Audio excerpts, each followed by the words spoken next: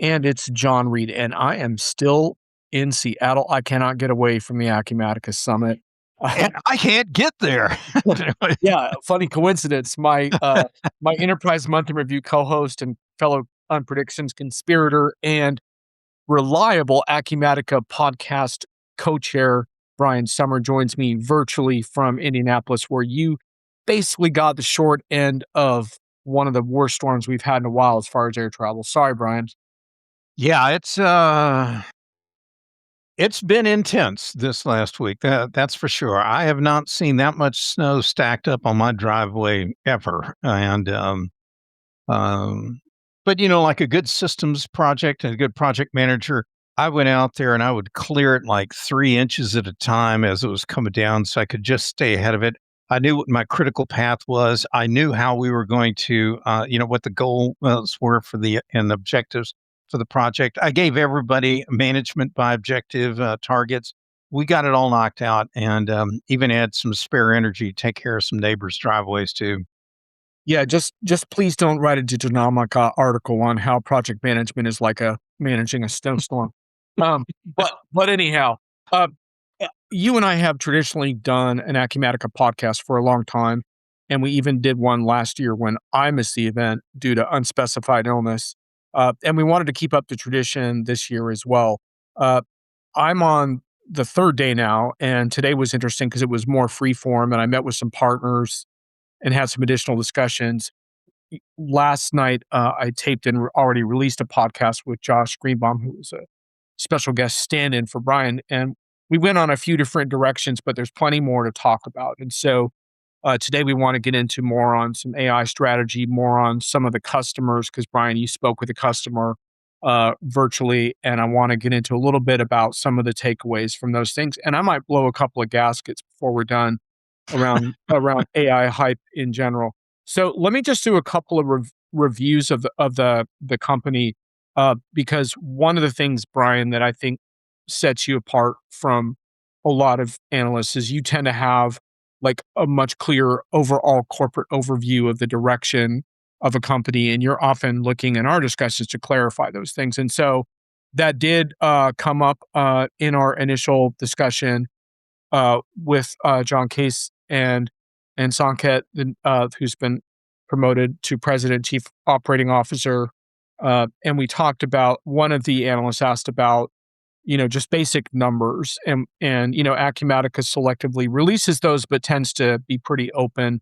They have not updated their customer number from 10,000 a couple years ago, because they consider that a milestone number, but they announced that a couple years ago.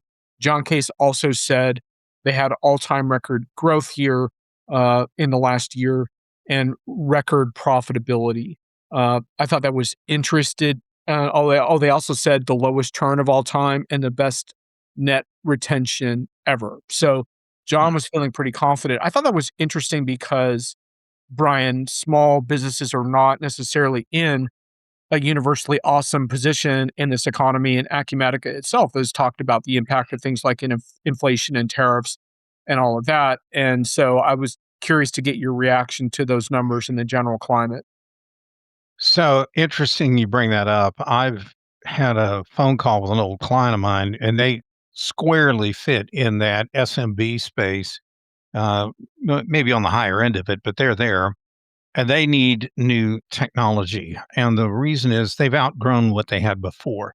This has been a perpetual problem with SMBs as they outgrow their starter systems with their QuickBooks or something like that, or Solomon, remember Microsoft Solomon, which was where a lot of the Acumatica people came from years back. When they outgrow it, they're looking for something else, and that never changes. There's always a certain amount of churn in the market. In the old days, I did some research on that, and we concluded that the install base of a vendor, about 8% of it turns over every year, and 3% of that is like guaranteed to turn over every year because the company is either organically growing or contracting, or it's growing and contracting due to M&A and divestitures. So there's always movement in the space. It's a good place to be if you're in the business of selecting software. fact, I don't think you and I have ever heard the people at like Upper Edge or, those firms ever complain that they don't have deal flow going on. Yeah. So the smart place to be is you want to be a vendor that is a net gainer in all of this kind of turnover activity and not a net loser. And apparently, what you're telling me is that Acumatica is definitely still picking up a lot of new business from other companies as others are shedding it, whether they wanted to or not. Right, and it also adds some weight to my side of the cloud ERP versus AI debate, which is that modern cloud ERP is most likely a prerequisite to the right kind of AI versus an impediment. And I want to get back to that later in the podcast because I've got some fresh fuel to that fire, and I might blow a gasket because I'm getting pissed off arguing with LinkedIn AI evangelists. But I, but the I'm going to back my chair up for this, but yeah, anyway. but the other thing that is interesting, Brian. Well, there's two things. One is that I went to a pretty big SMB Insights customer panel that had a ton of attendees in it, and they did a hand poll, and about half the customers, as you were describing, were moving off of some form of legacy software that Mhm. really just they had outgrown for any number of reasons. And then almost as many were coming off of almost nothing at all, like basically running off of spreadsheets and homegrown manual stuff. And that's really been a sweet spot for Acumatica. And I think it's interesting for Acumatica to position even more around taking, saying to a company, you can go from here to pretty complex operations on this platform. And one of the characteristics that you find a lot with Acumatica customers, there are some family businesses, but a lot of Acumatica customers have pretty complex operations, even if they're pretty small. Multiple service lines, multiple product lines, multiple regions, concerns around compliance and risk management. So it's easy to see how they need so much more in the industries that they work in than what the out of the box finance software of an SMB could ever provide. To your point, I think listeners should watch or listen to some of the customer interviews that like you and I get to participate in because these Acumatica customers, they're already talking about issues that would stymie most folks a few years ago. We want to do order fulfillment from multiple warehouses. Well, most simple ERP systems are lucky to have any warehouse management level, functionality, let alone do that. They're dealing with complicated um, financial accounting and payments around tariffs, which were never an issue really for most firms until recently. And we could go on and on. Your point is well taken because even small firms have some incredibly complex operations and they need a solution that scales. And you and I, we see a lot of the same vendors. I think Zoho's done a pretty good job of scaling up over time in a lot of their application areas, and Acumatica, I think, has done a very good job of this. And one of the things I'm finding fascinating are the best companies avoid creating redundant product lines or having redundant products or making a bunch of willy-nilly acquisitions that never get completely rewritten and placed into the correct platform. These, Acumatica knows how to make the changes that are going to stick around and work for them long term. Yes, and I think one of the really interesting things to grapple with Acumatica is I don't hold it against Acumatica for being aggressive in their AI investments and messaging. I'm only saying that there's a lot more to the story in terms of where I'm perceiving the greatest value that they're currently delivering. But let me just run through briefly Yep. some of the AI news announcements, just so people kind of know what happened at the show. Acumatica made a number of announcements. Uh, One of the big ones, they have different kind of visions for AI, including embedded assistance, an advisor that can, help make sense of broader decision intelligence. They talked a lot about their AI studio, a platform for designing, managing, and executing customized pipelines. Eventually, essentially prescriptive AI workflows or agents, but it's part of the low code, no code framework, which by the way, they've really done a good job with low code, no code already. One of the interesting things is in the hackathon this year, 13 teams competed. and only a couple of them actually had to use any code to build their solutions. That's always been a precept of what they're doing. The assistant will be interesting next year because they're looking to kind of embed that across a lot of Acumatica, and it will be available on more of a trial playground basis in the R1 release, which comes out earlier this year, and then R2 in the fall will be general availability.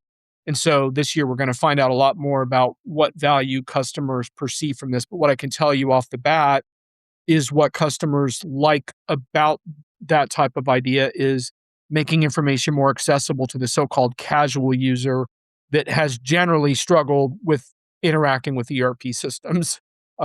So ERP has classically been the domain of the super user. And so that's the thing that I think customers are most excited about is turning that loose to make it easier for users to interact with the system. How well that goes and what that all means remains to be seen. But what I thought was really interesting was that as Acumatica started to talk about the impact of AI on some of their specific verticals, that's where the conversation got the most interesting to me. So they started talking about new capabilities like a retail cross-sell assistant. And keep in mind that retail can be any company that has customer-facing front ends, not just retail customers. Sales profitability dashboards, order orchestration, and then looking into manufacturing and distribution, shop floor kiosk type stuff.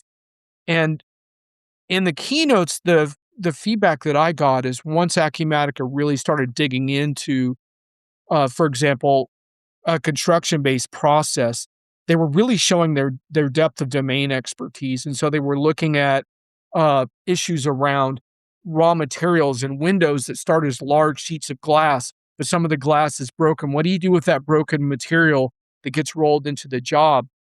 And okay, now there's labor costs involved, and it's real life on the shop floor.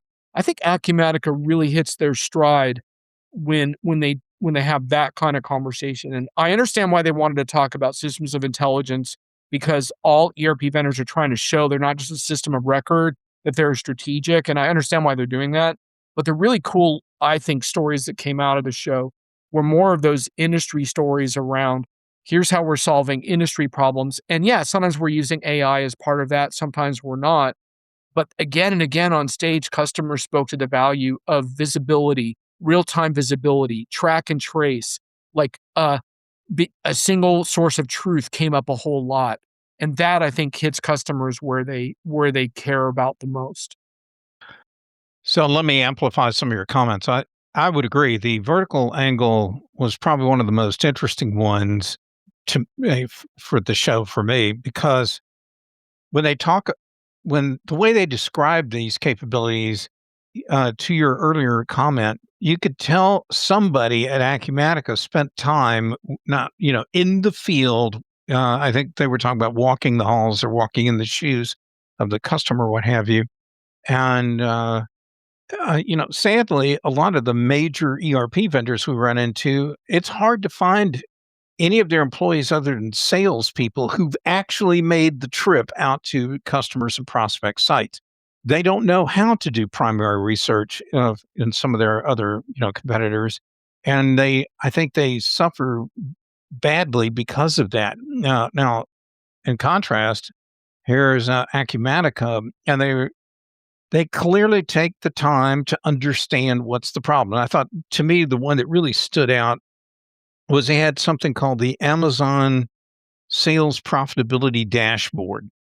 And someone took a lot of time thinking about all the different kinds of issues that these retailers are having when they put stuff out on Amazon. They don't know, like, what are all the possible fees and charges I'm going to get hit with, or how can I see them all in one spot? And how do we put that in like a P&L format? And given their accounting roots, I think they do a really good job of answering some of those questions. But they also have the technology to make it very painless for just a casual user to find out, are we not pricing this correctly to get and maximize our margins and deal with the fees? And should we even use Amazon as our distribution channel, or should we go somewhere else? This is the kind of stuff you only get when you do the work. And it sounds like somebody at Acumatica did a lot of work in all of these different kind of verticals because the examples were very, um, I don't want to say industry specific because that's such a general term that doesn't mean a whole lot. But they did things that to your point have impact and relate well to customers. One of the things I used to advise software companies 25, 30 years ago was I wanted them to make a mugshot book. I want you to, on one piece of paper, write down a critical business problem that a customer has. Tell me what the problem is. Next paragraph, tell me how much it's costing them. Dollarize this thing. Show me, and how much in extra labor is it triggering, whatever. Then show me the characteristics about this. And then tell me what would the ideal solution be and put all that on one page. And when you get about 300 of those coalesced together, then you really start to understand these are the critical problems that our customers and prospects have. And a good vendor will have a solution already thought of for every single one of those kind of critical problems. That's the kind of stuff I don't see in the industry. I see a bunch of people going, we need to just put the words AI on every screen or somewhere on every workflow. We're going to say something in here is going to be AI-ish and call it a victory. And that's not viable. Yeah, for sure. And look, I mean, everyone knows by now that there's not a single keynote that I really enjoy usually. So it's a really high bar for me. I totally get that. And I understand why Acumatica wants to lead with AI because it's really important for them to be able to make the case to their customers that you can trust us to build the AI you need and put it in your products because a lot of these customers frankly can't afford to develop their own AI architectures and Mhm. all of that. And so I get why they want to make that point. But in my mind, when they really got into the industry domains, manufacturing, construction, it showed that intimate domain knowledge. And I would have liked to kind of lead with that and then say, oh yeah, by the way, this puts you in an incredible position to start applying various forms of AI and intelligence to that domain that we're solving these problems in for you. And so anyway, that's just kind of a thing. But in general, like the customers on the ground, and I want to get into the customer you talk with now, but the customers on the ground, just to provide a little more context there, uh, by and large, I think they were feeling, and I think they're correct about this, that all the hard work they did moving to Acumatica from their older disparate systems was laying the groundwork for the AI type stuff they might want to consume in the future. So essentially, all the hard work on consolidating data and consolidating processes uh, that puts them in position now and started to take advantage of the real time visibility of the platform for better decision making workflow automation. There's a whole lot of workflow engine work going on in those customers too. Some of that is very deterministic and configurable and nothing to do with AI per se. But the point is, they see that they're moving to a more modern platform that positions them for the future. But I will say, they're also saying along the way, we learned a lot of hard lessons about how hard it is to get quality data, and to maintain data quality. And they know that they have to now to get better AI. And so a lot of customers are very preoccupied with how to get better data governance and make better decisions on clean data. And they've taken a lot of humble pie, I guess you could say, getting there. And so that was one of the overriding things we heard at the show. Hmm. Well, I think there's been a big awakening out in the customer world generally that if you don't have clean data, then you have no chance of getting any Yeah. value out of AI. It's a garbage in, garbage out problem. So I Yeah, think that there's came out during that exact phrase was in keynote number 1 from one of the customers on stage, that exact phrase, so yeah. yes. But I think the world's finally coming around to that, and that's going to have some rather dramatic implications on customers running on a mixed mode of some really antiquated old tech, like stuff still running on client server or even older green screen kind of products, and as well as early cloud stuff, later cloud things, non-AI stuff, AI stuff. You're not going to be able to get a lot of value out of that unless you get the data cleaned up. Um, you know, I also think customers are starting to realize that best of breed has its place, but it's more on the periphery apps, not on the core stuff. And I think they've awakened to that. And they like vendors who are continuing to build out more, not just in just back office or front office, but build all the operational systems and so forth. And one of the things that I was kind of pleased to see in the first keynote was some discussion about a digital, they want to build this like digital pipe of information that's going to go in, through, and out of Acumatica systems. My shorthand for that is they want a digital fingerprint that starts from the beginning of when somebody has an idea of a product or service they want to sell, and you can follow every aspect of that transaction until the last bit of the fulfillment is completed. Um, that works real well in theory. I've seen so many companies struggle with it because they don't have all the things put together that will actually facilitate the movement of that digital fingerprint through the entirety of the value chain and the supply chain. So um, we know they have manufacturing solutions, and we know they do some pretty cool stuff. They're kind of like I think their manufacturing, positions them well. I think Plex would be the next step up as far as kind of a solution that takes it even further in that regard. And Plex has got a great digital, fingerprint story as well. But the two things have to go together. If you don't have the fingerprint and the continuity in there, along with clean data, then you don't have an answer. And I think Acumatica could have hit that a little bit harder, but they do have those components. So kudos to, they have most of those components. So let's put it that way. And they can take a win on that. Tell us a little more about the customer use case interview you did this week. So I met with a guy named Neil Cantrell. He's a director of IT at a company called Wilmar Performance Tools. Interestingly enough, I've seen some of their products, and they get a lot of their material as contract manufactured in markets like China and elsewhere. But they supply all kind of tools. Like I think he said his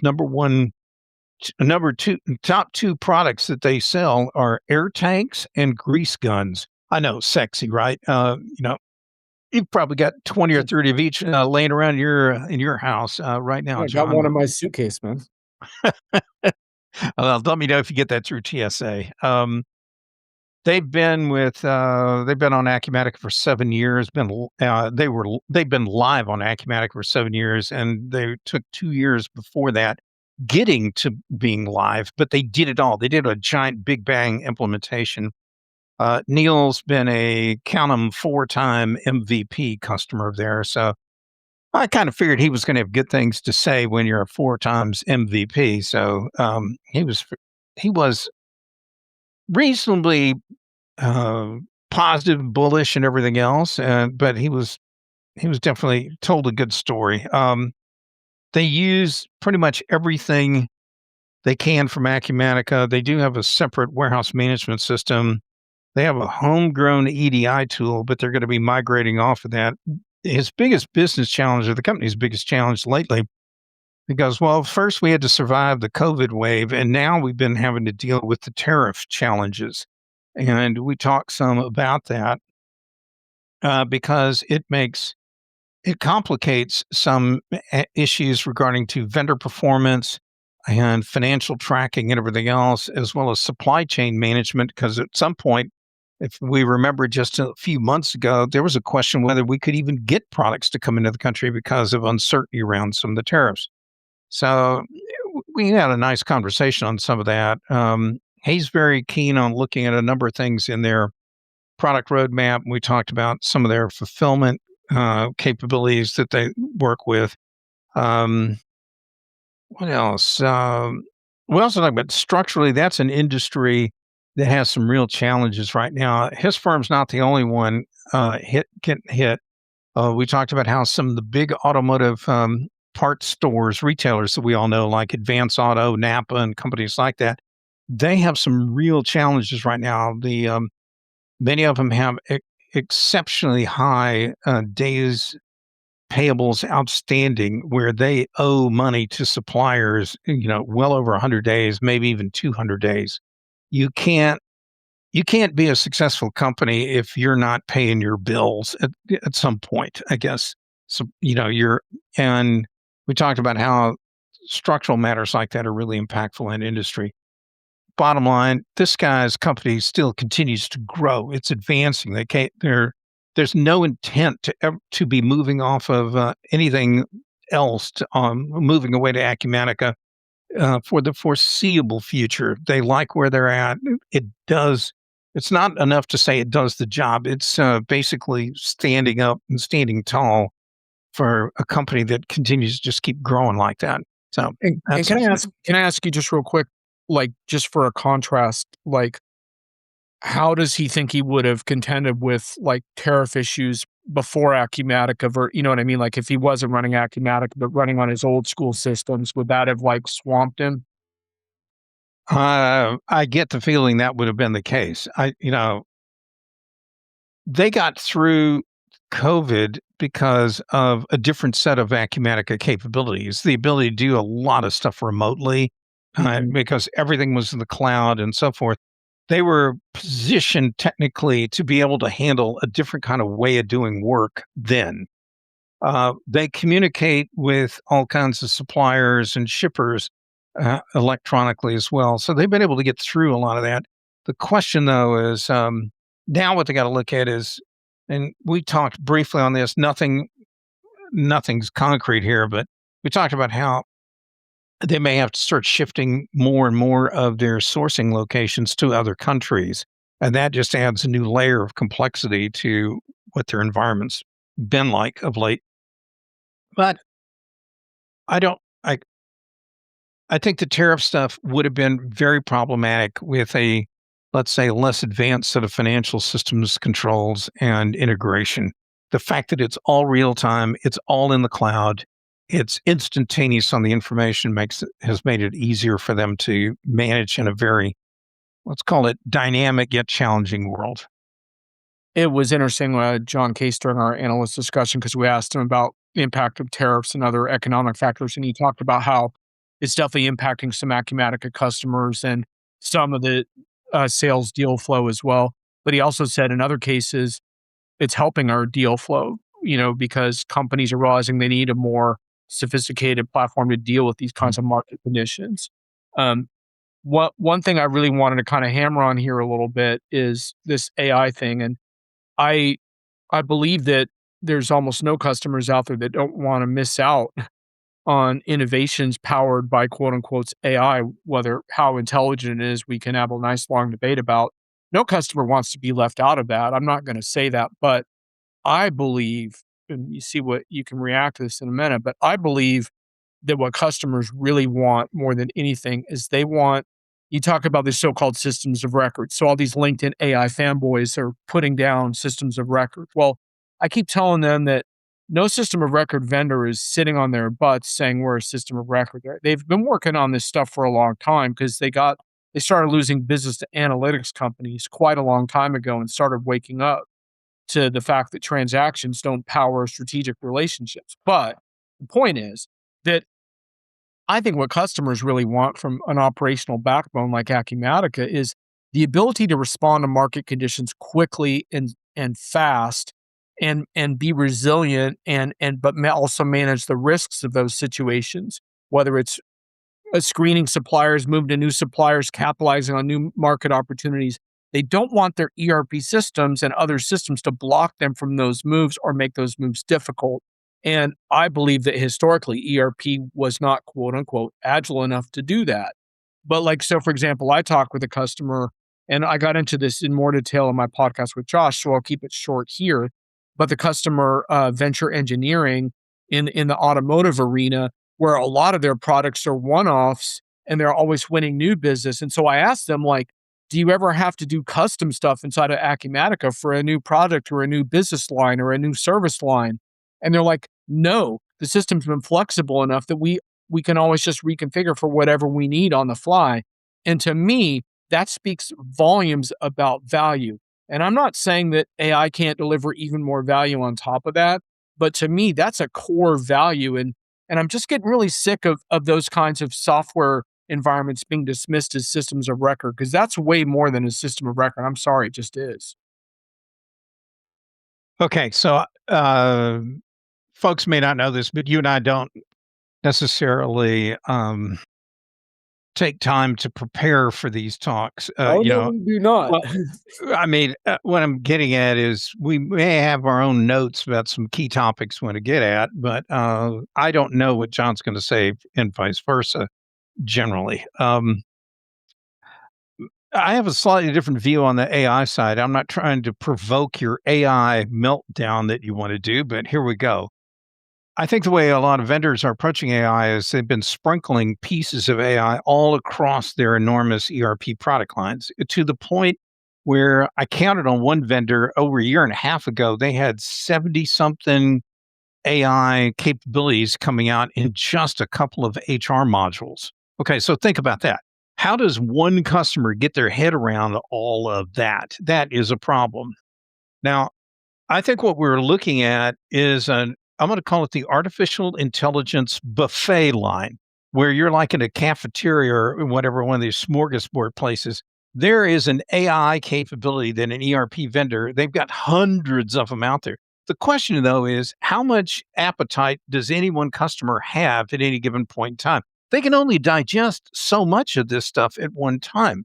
So the question really for customers or prospects is, do you really know and understand what is not only the art of the possible, but where the big pain is? Tell me where it hurts. And then let's go find out. Let's find which AI pieces you want to implement now. And then you'll repeat that process over time. But this idea that customers need to look at everything a vendor is going to do, I'm not sure that's going to be useful, and we're getting some ridiculous AI stuff did get produced. You've heard me just rag on these vendors for coming out with job description generators. I mean, there's been bullshit AI, functionality that's been produced as well. So anyway, sorry, 100%. I'm ranting when No, it no, no, should be you no, ranting. no. This is great. But let me just divide this up a little bit. I want to get back to AI in a moment. But would you agree, though, that isn't the goal that a customer would have of a system like Acumatica that it does what I just described, that it allows them to adapt quickly to market conditions, seize new business opportunities, and make smarter decisions, all within the context of the platform that they're investing in, aka Acumatica at this point in time, regardless of how much AI or not is in there. Uh, isn't that really what they want? Is the ability to do that in volatile conditions and knowing that they're not stuck on systems that can't adapt quickly? I'm not going to disagree with that. I think Mhm. I think customers have been burned since the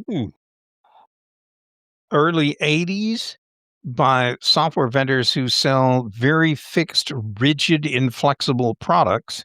Right. And I think a lot of customers have never known what it's like to actually have systems that are as dynamic as the business world that they compete in. Right. And what I'm saying is that putting AI into overly rigid business systems doesn't fix the systems. Correct. It's not going to work. So, what I'm saying is you need a flexible environment that can still execute bulletproof, deterministic transactions, hopefully automatable in ways that are deterministic and reliable. And then we can start looking at probabilistic AI on top of those systems. I just think there's no replacing that. And actually, I'll do my informal Acumatica Partner Award, and I'm holding this up for Brian. Protected Flow Manufacturing, which is shop floor scheduling made easy, real time production scheduling. But a big conversation there was about modernizing MES systems and the fact Mm. that the lack of visibility on the shop floor, and this is a company that can do that for you, uh, is a critical issue that came up. Josh brought this up as one of his key talking points in the podcast yesterday: is the lack of operational visibility into these areas and how you can't you're not running any meaningful AI on top of that equipment unless it's modernized and communicating effectively. So there's a lot of work ahead, Brian, and I think we're gonna have a discussion about this next year as well. I don't know that we solved it today, but it was fun to riff on it with you. I think we've got a career in front of us still to be talking about these kind of matters for quite some time. Your point on the verticals, let me just add that I thought it was interesting how much of what's being developed by Acumatica is still being done by them. And they also have a very vibrant partner group that's also building some stuff out.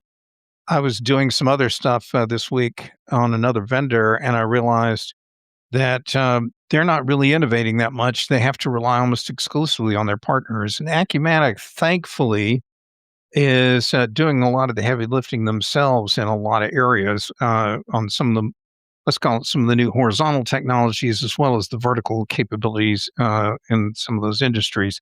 And that's all good. I think a buyer wants a vendor that's got that kind of a focus because they are walking the talk and they're walking the shop floor, which was something else. I remember that was John Case or Ollie or somebody was commenting about that as well.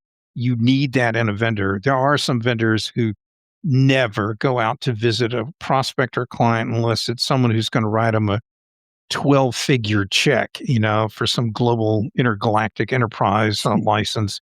So that's the only one they'll ever get a visit. And unfortunately, they're going to get a visit from a salesperson, not someone who actually has any influence in the product direction of the company. Anyway, I think we've flogged this horse a bit for today, Yep. John. From what I saw remotely, again, nice conference. Uh, positivity all over the place.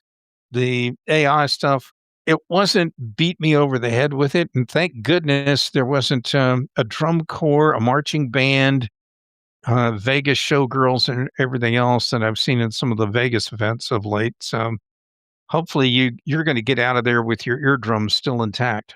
Yeah, there was no drumming circle on the last day. That makes me feel good. I like my chances for the flight home. Brian, it was really good to have this open-ended conversation. I think we covered some interesting ground and we got a bonus rant and kind of AI kick around. I think that's really fun and useful. So thanks for doing this. And next time, hopefully we triumph over the weather. Well, yeah, hopefully I don't have to get in this problem again here anytime soon.